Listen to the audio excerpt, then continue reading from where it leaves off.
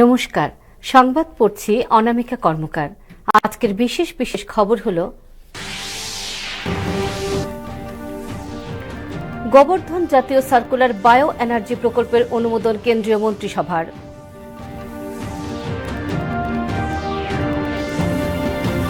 নয়াদিল্লিতে কমনওয়েলথে সোনাজয়ী অস্মিতার সাথে সৌজন্য সাক্ষাৎ মুখ্যমন্ত্রীর।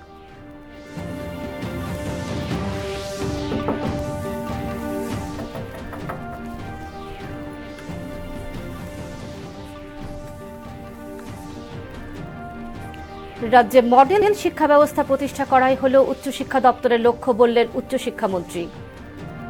বাগমায় নির্মীয়মান রেল স্টেশনের কাজ শেষ পর্যায়ে জানালেন অধ্যক্ষ রামপদ জমাতিয়া। নতুন রূপে সেজে ওঠা আগরতলার সুকান্ত একাডেমি পরিদর্শনে বিজ্ঞান ও পরিবেশ মন্ত্রী।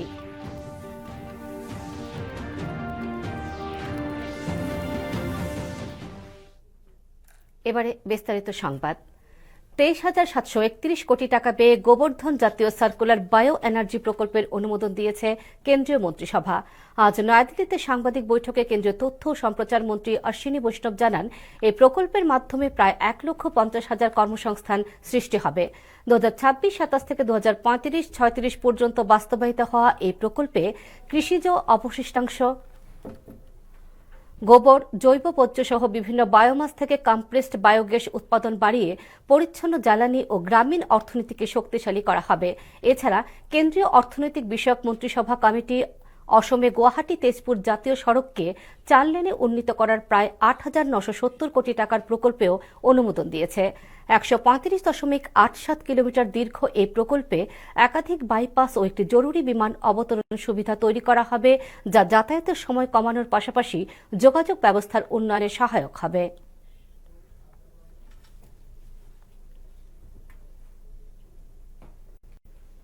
हम सब जानते हैं कि भारत की जो नेचुरल गैस का कंजम्पशन है उसमें करीब 50% इंपोर्ट करना पड़ता है।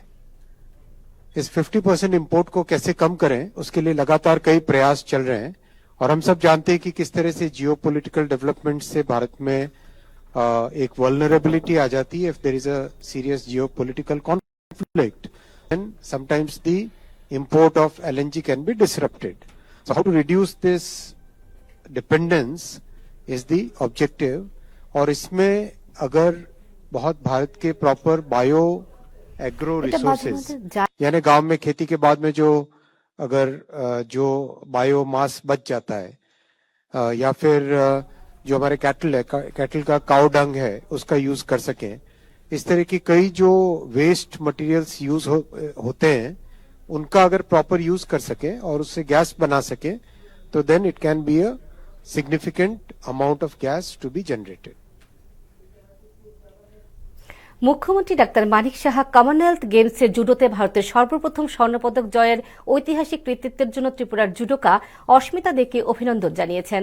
গতকাল নয়াদিল্লির ত্রিপুরা ভবনে আয়োজিত অনুষ্ঠানে মুখ্যমন্ত্রী অস্মিতা দেকে তাঁর দৃঢ় সংকল্প, শৃঙ্খলা, অধ্যাবসায় ও নিষ্ঠার প্রশংসা করেন। তিনি বলেন, আন্তর্জাতিক মঞ্চে তাঁর অসামান্য পারফরমেন্স ত্রিপুরা এবং সমগ্র জাতির জন্য অপরিসীম গর্ব ও সম্মান বয়ে এনেছে।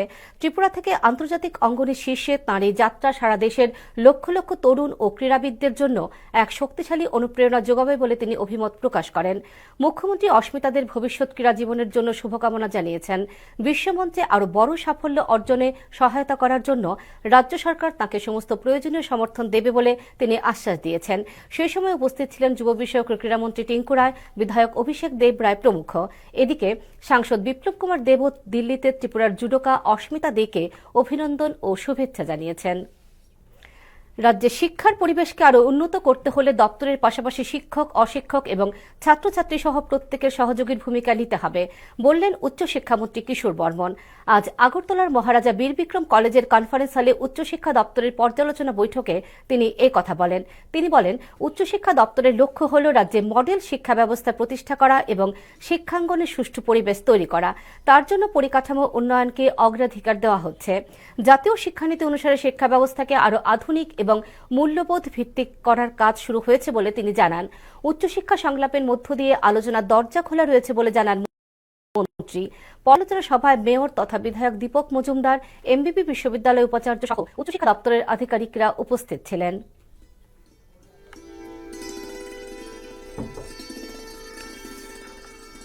আমাদের প্রত্যেকটা যে উচ্চশিক্ষা প্রতিষ্ঠানগুলো যেগুলো আছে সেগুলোকে যাতে পরিকাঠামোগত দিক থেকে শুরু করে সার্বিক দিক থেকে আমাদের একটা মডেল শিক্ষা প্রতিষ্ঠান হিসাবে যাতে আমরা গড়ে তুলতে পারি এবং আগামী দিনে শিক্ষার একটা সুষ্ঠু পরিবেশ সেখানে সেখানে তৈরি করা এবং জাতীয় শিক্ষানীতি 2020 যে লাগু হয়েছে সে অনুসারে বর্তমানে আমাদের শিক্ষা ব্যবস্থাকে আরও আধুনিক এবং ছাত্রছাত্রীদের জন্য যে মূল্যবোধ ভিত্তিক যে শিক্ষা ব্যবস্থা সেটাকে আরও জনপ্রিয় করে তোলার জন্য বা আরও এফেক্টিভ করে তোলার জন্য একটা প্রচেষ্টা আমরা শুরু করেছি।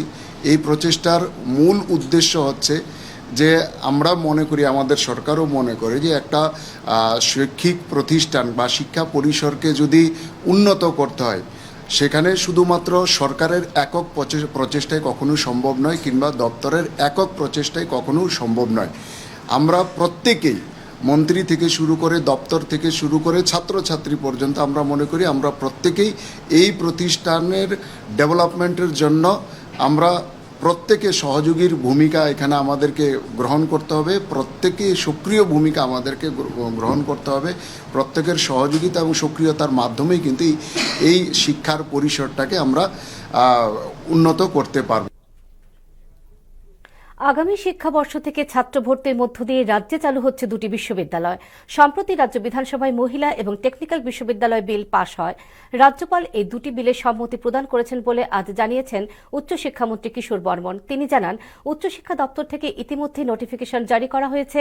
আগামী শিক্ষাবর্ষ থেকে দুটি বিশ্ববিদ্যালয়ে পঠন পাঠন শুরু হচ্ছে বলে তিনি জানিয়েছেন। মন্ত্রী জানান, রাজ্যে বর্তমান সময়ে 22% ছেলেমেয়ে উচ্চশিক্ষায় অংশ নিচ্ছে। আগামী 2030 সালের মধ্যে 50% পৌঁছানোর লক্ষ্যমাত্রা নিয়ে কাজ করছে উচ্চশিক্ষা দপ্তর। তাই শিক্ষার পরিকাঠামো নির্মাণে সরকার জোর দিচ্ছে বলেও তিনি জানিয়েছেন।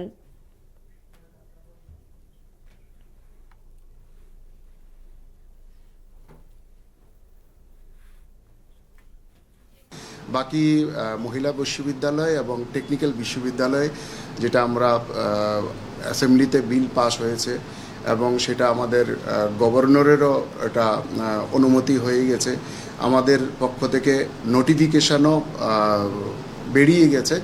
আমি আশা করি আগামী যেই একাডেমিক আমাদের যে সেশন শিক্ষাবর্ষ, সেই শিক্ষাবর্ষ ছাত্র ভর্তির মধ্য দিয়ে আমাদের এই দুটো ইউনিভার্সিটি চালু হয়ে এবং উচ্চশিক্ষার ক্ষেত্রে আমাদের যে একটা গ্যাপিং আছে এখনও কিন্তু আমরা সারা ভারতবর্ষের নিরিখে বা আমরা রিপোর্টে যদি দেখি মাত্র 22% আমাদের উচ্চশিক্ষায় অংশগ্রহণ আমাদের রাজ্যে হচ্ছে। সেটাকে আগামী 2030 সালের মধ্যে কিভাবে 50%-এ সেটাকে পৌঁছানো যায় এবং 2047 সালের মধ্যে যেটা আমরা মাননীয় নরেন্দ্র মোদীর স্বপ্নের যেই বিকশিত ভারত, সেই বিকশিত ভারতের 2047-এর মধ্যে 100% যাতে আমরা পৌঁছতে পারি, তার জন্য যে শিক্ষার পরিকাঠামো, যে শিক্ষার পরিবেশ দরকার, সেইটা নির্মাণের লক্ষ্যে আমাদের একটা প্রচেষ্টা। গোমতী জেলার বাগমাতে নির্মীয়মান রেল স্টেশনের কাজ প্রায় শেষ পর্যায়ে। অধ্যক্ষ রামপদ জমাতিয়া দূরদর্শনকে দেওয়া এক সাক্ষাৎকারে জানান, যেভাবে কাজ এগুচ্ছে তাতে হয়তোবা পুজোর আগেই এই স্টেশনের উদ্বোধন হতে পারে। ইতিমধ্যে কাজ প্রায় শেষ। তিনি জানান, এই স্টেশন চালু হলে শুধু বাগমার জনগণই নয়, কিল্লা সহ আশপাশ এলাকার জনগণও এই স্টেশন থেকে পরিষেবা নিতে পারবে। এই স্টেশনকে ঘিরে স্থানীয় জনগণেরও রয়েছে দীর্ঘদিনের প্রত্যাশা।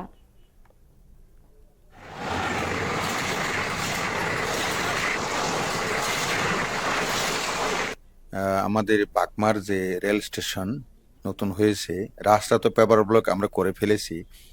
এটা উদ্বোধন আমি মুখ্যমন্ত্রীকে বলে রেখেছি এবং আগামী কয়েকদিনের মধ্যে আমি দিল্লিতেও যাব, অশ্বিনী বৈষ্ণবজিকে নিমন্ত্রণ করব যে যাহাতে দুর্গাপূজার আগে অর্থাৎ অক্টোবর মাসেই মধ্যেই যাহাতে এটাকে উদ্বোধন করা যায়, আমি চেষ্টা চালিয়ে যাচ্ছি। স্টেশনটা উদ্বোধন হওয়ার পর এলাকাবাসী ওখান থেকে ওঠানামা করবে, মালটা নিয়ে যেতে পারবে। সকালে সবজি টবজি যারা বাগমাতে যারা করে ওরা এখান থেকে তুলে আগরতলাতেই হোক উদয়পুরে হোক ওরা বিক্রি করতে পারবে। বিশ্রামগঞ্জ বাজারের দিন ওরা বাসে যেতে হবে না, ওইখান থেকে চড়ে ওরা যেতে পারবে। এই বাগমা পূজার আগে যদি রেল স্টেশনটা হয় তাহলে আমরা প্রচুর লোকের সুবিধা হইব, যাতায়াতের সুবিধা হইব। বাগমা সেক্টরে অনেকগুলি চতুর্দিকে এলাকা আছে, সবখানতে এখানে যাত্রী সমাগম হইব। বাগমা এলাকার যে কৃষক আছে, কৃষকের কৃষি ফসল রেলে করে আগরতলা বা অন্য অন্য জায়গায় নিতে সুবিধা হইব। আগামী 10 আগস্ট থেকে উত্তর জেলা হাসপাতালে চালু হচ্ছে সান্ধ্যকালীন বহির্বিভাগ।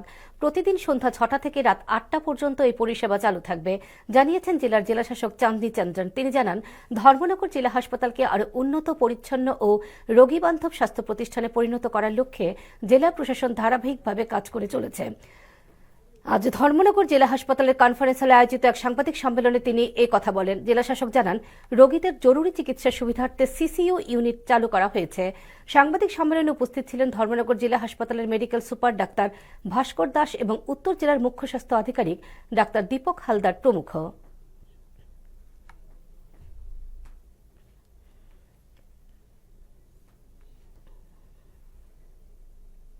बाद में हम लोग डिस्ट्रिक्ट हॉस्पिटल में कुछ नया इनिशिएटिव्स ले रहे हैं।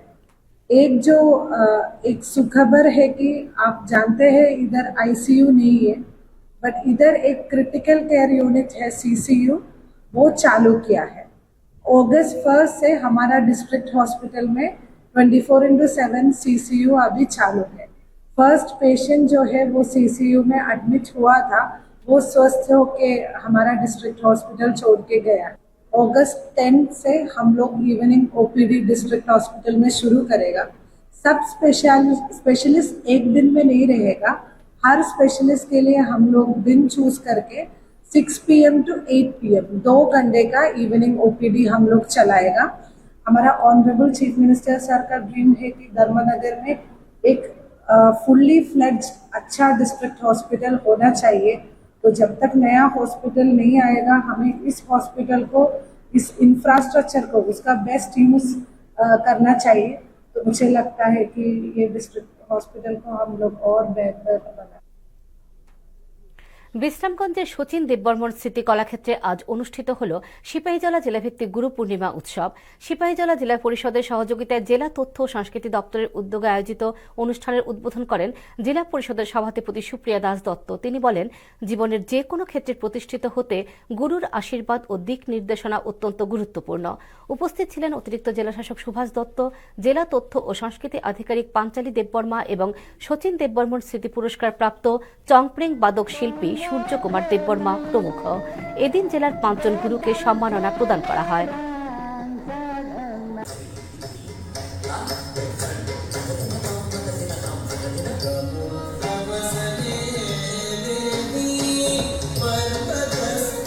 আমরা যদি এই সমাজে প্রতিষ্ঠিত লাভ করতে চাই, তাহলে আমাদের সঠিক গুরু ধন্য আশীর্বাদ প্রাপ্ত হতে হবে।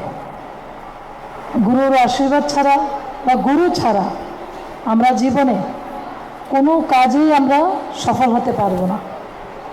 তো সুতরাং গুরু যিনি আমাদেরকে অন্ধকার থেকে আলোর দিশায় প্রেরিত করেন, তিনি আমাদের গুরু। বিশ্ব মাতৃদুগ্ধ সপ্তাহ উদযাপন উপলক্ষে আজ খোয়াই জেলা হাসপাতালের কনফারেন্স হলে মা ও আশাকর্মীদের নিয়ে একটি সচেতনতামূলক প্রশিক্ষণ শিবির অনুষ্ঠিত হয়। উপস্থিত ছিলেন খোয়াই জেলা পরিষদের সভানেত্রী অপর্ণা সিংহ রায়, হাসপাতালের মেডিকেল সুপার তথা চিকিৎসক শরদিন্দু রিয়াং, বিক্রম দেববর্মা, রাজেশ দেববর্মা সহ অন্যরা। বিশ্ব মাতৃদুগ্ধ সপ্তাহ উদযাপন উপলক্ষে চিকিৎসকরা তাদের আলোচনায় সদ্যজাত শিশুদের মাতৃদুগ্ধ পান করার বিষয়ে সঠিক নিয়মগুলো তুলে ধরেন। মাতৃদুগ্ধ একটি শিশুর শরীরে কি কি ধরনের রোগ প্রতিরোধ করতে সক্ষম তা নিয়েও আলোচনা করেন চিকিৎসকরা। হাসপাতালের মেডিকেল সুপার জানান, আগস্ট মাসের 7 তারিখ পর্যন্ত বিশ্ব মাতৃদুগ্ধ সপ্তাহ উদযাপন করা হচ্ছে। বাচ্চাদেরকে 6 মাস অবধি যেন তাদেরকে সেই মার দুধ পান করা হয়, সেখানে যেন কোনো অন্য খাবার, জল থেকে শুরু করে কোনো খাবার না দেওয়া হয়, তাতে শিশু সুস্থ থাকবেন, সেটাই আজকের আলোচনা হয়েছে। মারা বিশদভাবে বুঝেছেন এবং সেখানে গর্ভবতী মায়েরাও ছিলেন, তা আশা কর্মীরা ছিলেন, তাদের সঙ্গেও ডক্টর বাবুরা বিস্তারিত আলোচনা করেছেন। উদ্দেশ্য হয়েছে যে ওয়ার্ল্ড বেস্ট ফিডিং উইকটাকে যাতে আমরা মায়েদেরকে আমরা জাগ্রত করতে পারি। আমাদের শুধু আজকের এই অনুষ্ঠান নয়, আমরা অ্যাকচুয়ালি আমার প্রত্যেকদিন আমাদের যা আশা কর্মীরা আছেন ওই 7 দিনে ইভেন আমাদের এখানে যেইগুলি আমাদের ডেলিভারি হচ্ছেন এবং আমাদের সন্তান প্রসব হচ্ছেন বা সন্তান জন্ম নিচ্ছেন, ওদেরকেও মায়েদেরকেও আমরা এই 7 দিন ধরে শিখিয়েছি কেন ব্রেস্ট ফিডিংটার গুরুত্ব এবং তার মহত্বটা কি, এবং ব্রেস্ট ফিডিং খেলে কি কি রোগ থেকে মুক্ত পাওয়া যায়, এবং তার যে একদম প্রথম থেকে যে মায়ের দুধ পান করে এবং 6 মাস অব্দি যে পান করাটা তার কি গুরুত্ব, সেটাই এই সপ্তাহের মধ্যে বোঝানো। দীর্ঘদিন পর নতুন রূপে সাজিয়ে তোলা হচ্ছে আগরতলার সুকান্ত একাডেমি। পুনর্নির্মাণ ও আধুনিকীকরণের কাজ দ্রুত গতিতে এগিয়ে চলেছে। আজ কাজের অগ্রগতি খতিয়ে দেখতে নির্মাণ স্থল পরিদর্শন করেন বিজ্ঞান ও পরিবেশ মন্ত্রী অনিমেষ দেববর্মা। সঙ্গে ছিলেন সংশ্লিষ্ট দপ্তরের সচিব এবং অন্যান্য ঊর্ধ্বতন আধিকারিকরাও। পরিদর্শনের সময় মন্ত্রী নির্মাণ কাজের বিভিন্ন দিক পর্যালোচনা করেন এবং সংশ্লিষ্ট আধিকারিকদের সঙ্গে কাজের অগ্রগতি নিয়ে আলোচনা করেন। তিনি জানান, সুকান্ত একাডেমিকে আধুনিক সুযোগ সুবিধা সম্পন্ন সাংস্কৃতিক কেন্দ্র হিসেবে গড়ে তোলার লক্ষ্যে কাজ চলছে। সবকিছু পরিকল্পনা অনুযায়ী এগুলে আগামী বছরের শুরুতেই পুনর্নির্মিত সুকান্ত একাডেমি সাধারণ মানুষের জন্য খুলে দেওয়া সম্ভব হবে বলে আশা প্রকাশ করেন মন্ত্রী অনিমেষ দেববর্মা।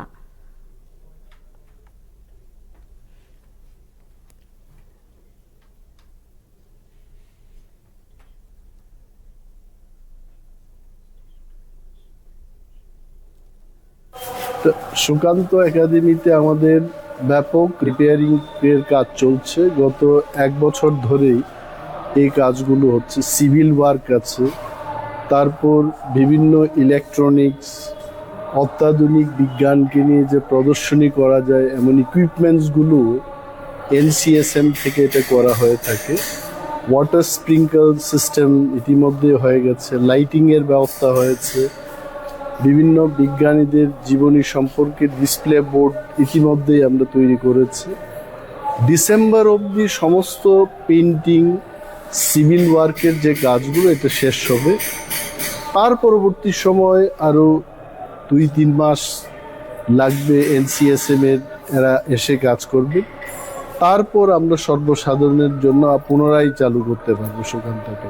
এখানে থাকছে যেমন আর্ট কালচার গ্যালারিতে রাজ্যের সমস্ত ট্রাইবদেরকে নিয়ে একটা থিম হবে, বিভিন্ন থিমেটিক সাইন্টিফিক ভিলেজ কিভাবে হয়, মানে গ্রিন ত্রিপুরা গড়তে গিয়ে যে সমস্ত চিন্তাধারা মানুষের দরকার সেগুলো এখানে তুলে ধরা হবে।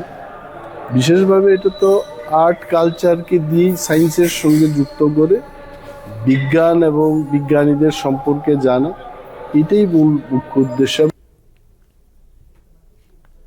জাতীয় মৎস্য উন্নয়ন বোর্ডের উদ্যোগে এবং রাজ্য মৎস্য দপ্তরের সহযোগিতায় প্রধানমন্ত্রী মৎস্য কিষাণ সমৃদ্ধি সহ যোজনার আওতায় মৎস্য চাষ বীমা ও অন্যান্য সরকারি সুযোগ সুবিধা সম্পর্কে জেলা স্তরের একদিনের সচেতনতা কর্মসূচি আজ অনুষ্ঠিত হয়। উত্তর জেলার পানিসাগর মৎস্য চাষ জ্ঞান কেন্দ্রে আয়োজিত অনুষ্ঠানের উদ্বোধন করেন পানিসাগর নগর পঞ্চায়েতের ভাইস চেয়ারপারসন ধনঞ্জয় দেবনাথ। উপস্থিত ছিলেন জেলা মৎস্য দপ্তরের উপ অধিকর্তা অনিমেষ চাকমা, পানিসাগর মৎস্য দপ্তরের তত্ত্বাবধায়ক কামাল হোসেন প্রমুখ। জেলাভিত্তিক এই কর্মশালায় প্রায় 50 জন মৎস্যচাষী অংশগ্রহণ করেন। মৎস্য দপ্তরের উপ অধিকর্তা অনিমেষ চাকমা সকল মৎস্যচাষীকে সরকারি বীমা প্রকল্পের আওতায় এসে এর সুবিধা গ্রহণের আহ্বান জানান। একুয়াকালচার ইন্স্যুরেন্সের উপর, যাতে করে আমাদের যে মৎস্যচাষী ভাই বোনেরা আছে তাদের উৎপাদিত যে মাছ তার বীমা করে তার লাভবান হতে পারে। আপনারা জানেন আমাদের ত্রিপুরা রাজ্যে বর্ষার সময় বিভিন্ন জলাশয় বন্যায় কবলিত হয়ে ক্ষতিগ্রস্ত হয়, যাতে করে আমাদের মৎস্যচাষী ভাই বোনেরা এই প্রকল্পটা সুবিধা নিয়ে তাদের আর্থিকভাবে লাভবান হতে পারে। তার জন্য আমার উত্তর ত্রিপুরা জেলার প্রায় 25,072 জন যে মৎস্যচাষী ভাই ও বোনেরা আছেন সবাইকে আমি অনুরোধ করব এই প্রকল্পের সুবিধা নিয়ে যাতে তারা আর্থিকভাবে লাভবান হয়। দক্ষিণ জেলার টিএসআর এর 9ম ব্যাটালিয়নের উদ্যোগে আজ হাতিরামবাড়ি সদর কার্যালয়ে এক স্বেচ্ছা রক্তদান শিবির অনুষ্ঠিত হয়। শিবিরের উদ্বোধন করেন ত্রিপুরা স্টেট রাইফেলস ও অপারেশন শাখার inspector general of police Carry Marak. এছাড়া অন্যদের মধ্যে উপস্থিত ছিলেন 9ম বাহিনীর কমান্ড্যান্ট মানবেন্দ্র চৌধুরী, 14তম বাহিনীর কমান্ড্যান্ট শিশির কুমার দাস, 11তম বাহিনীর কমান্ড্যান্ট আলোক ভট্টাচার্য সহ টিএসআর এর উচ্চপদস্থ আধিকারিকরা। 45 জন টিএসআর জওয়ান আধিকারিকরা রক্তদান করেন।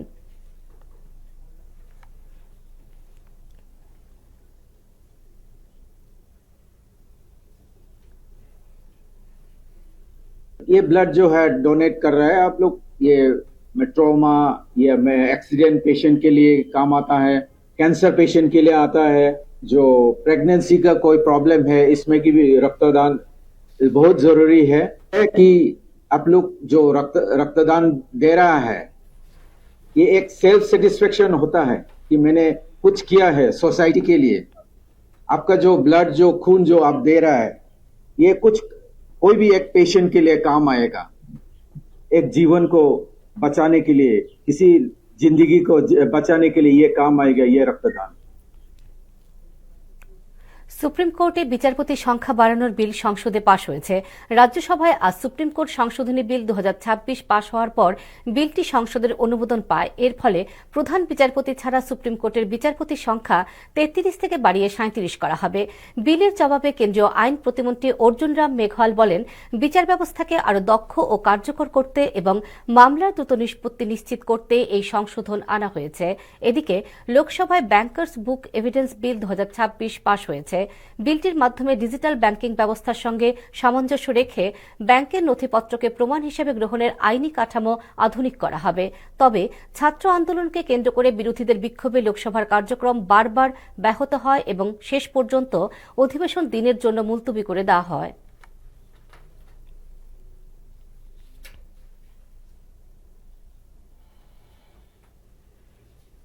आज हम बड़े गर्व से कह सकते हैं कि भारत देश आज माननीय प्रधानमंत्री श्री नरेंद्र मोदी जी के दूरदर्शी नेतृत्व में रिफॉर्म एक्सप्रेस के माध्यम से सबका साथ, सबका विकास, सबका विश्वास, सबका प्रयास के संकल्प को सिद्धि में परिणत करते हुए सामान्य मानवीय के जीवन से जुड़े लगभग सब प्रत्येक क्षेत्र में व्यापक, सकारात्मक और रचनात्मक परिवर्तन किए जा रहे हैं और नागरिक अनुभव भी कर रहे हैं। आज का जो विषय है वो भी रिफॉर्म से संबंधित है, जिसको हम जुडिशियल रिफॉर्म के नाम से जानते हैं। দেশের বিভিন্ন প্রান্তে মৌসুমী বৃষ্টি আরো জোরদার হওয়ায় বন্যা ও ভূমিধস পরিস্থিতির সৃষ্টি হয়েছে। উত্তরাখণ্ডে 10টি জেলায় উচ্চ সতর্কতা জারি করা হয়েছে। হিমাচল প্রদেশের কিন্নর জেলায় ভূমিধসের কারণে 5 নম্বর জাতীয় সড়ক বন্ধ হয়ে গেছে। ঝাড়খণ্ড, উড়িষ্যা ও পশ্চিমবঙ্গে কমলা সতর্কতা জারি করা হয়েছে। কেরলের 8টি জেলায় কমলা সতর্কতা জারি করে শিক্ষা প্রতিষ্ঠানে ছুটি ঘোষণা করা হয়েছে। এদিকে অসমে বন্যা পরিস্থিতির আরো অবনতি হয়েছে। বন্যায় মৃতের সংখ্যা বেড়ে 95 পৌঁছেছে এবং 14টি জেলায় প্রায় 1,60,000 মানুষ ক্ষতিগ্রস্ত হয়েছেন। বর্তমানে 105টি ত্রাণ শিবিরে 44,000-এরও বেশি মানুষ আশ্রয় নিয়েছেন। কেন্দ্রীয় স্বাস্থ্যমন্ত্রী জেপি নাড্ডা বন্যা কবলিত এলাকা পরিদর্শন করে মুখ্যমন্ত্রী হিমন্ত বিশ্ব শর্মার সঙ্গে ত্রাণ, পুনর্বাসন ও স্বাস্থ্য পরিষেবা নিয়ে বৈঠক করেন। তিনি বলেন, ক্ষতিগ্রস্তদের দ্রুত সহায়তা পৌঁছে দিতে কেন্দ্র ও রাজ্য সরকার সমন্বয় করে কাজ করছে।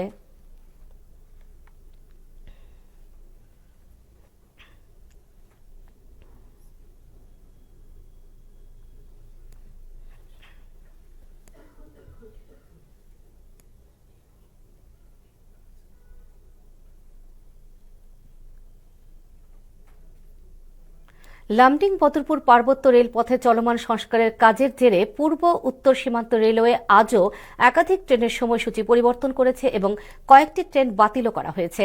এনএফ রেলওয়ের পক্ষে জানানো হয়েছে, নিউ হরাঙ্গাজাঙ্গা স্টেশনের কাছে রেল লাইন সংস্কারের কাজ চলছে, তাই 7 আগস্টের গুয়াহাটি শিলচর এক্সপ্রেস এবং 8 আগস্টের শিলচর গুয়াহাটি এক্সপ্রেস বাতিল করা হয়েছে। এছাড়া নারঙ্গি আগরতলা, আগরতলা নারঙ্গি গুয়াহাটি, সৈরাং সৈরাং গুয়াহাটি, রাঙ্গিয়া শিলচর এবং শিলচর রাঙ্গিয়া এক্সপ্রেসের যাত্রার সময় পুনর্নির্ধারণ করা হয়েছে। যাত্রীদের ভ্রমণের আগে সংশ্লিষ্ট ট্রেনের সর্বশেষ সময়সূচি যাচাই করে নেওয়ার পরামর্শ দিয়েছে এনএফ রেলওয়ে। এখন আবহাওয়ার খবর।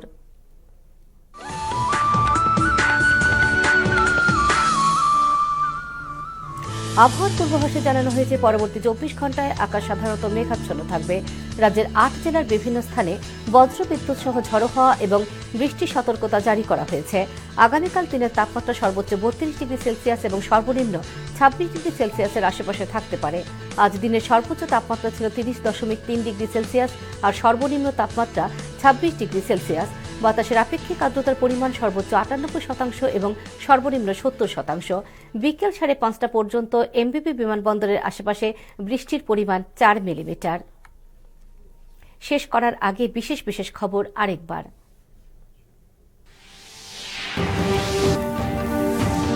গোবর্ধন জাতীয় সার্কুলার বায়ো এনার্জি প্রকল্পের অনুমোদন কেন্দ্রীয় মন্ত্রিসভার।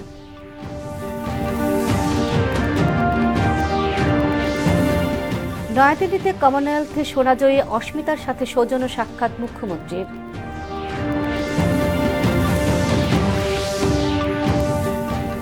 রাজ্যে মডেল শিক্ষা ব্যবস্থা প্রতিষ্ঠা করাই হল উচ্চশিক্ষা দপ্তরের লক্ষ্য, বললেন উচ্চশিক্ষামন্ত্রী।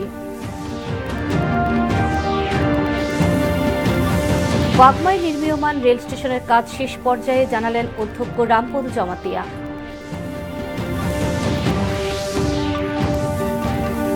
নতুন রূপে সেজে ওঠা আগরতলার সুকান্ত একাডেমি পরিদর্শনে বিজ্ঞান ও পরিবেশ মন্ত্রী।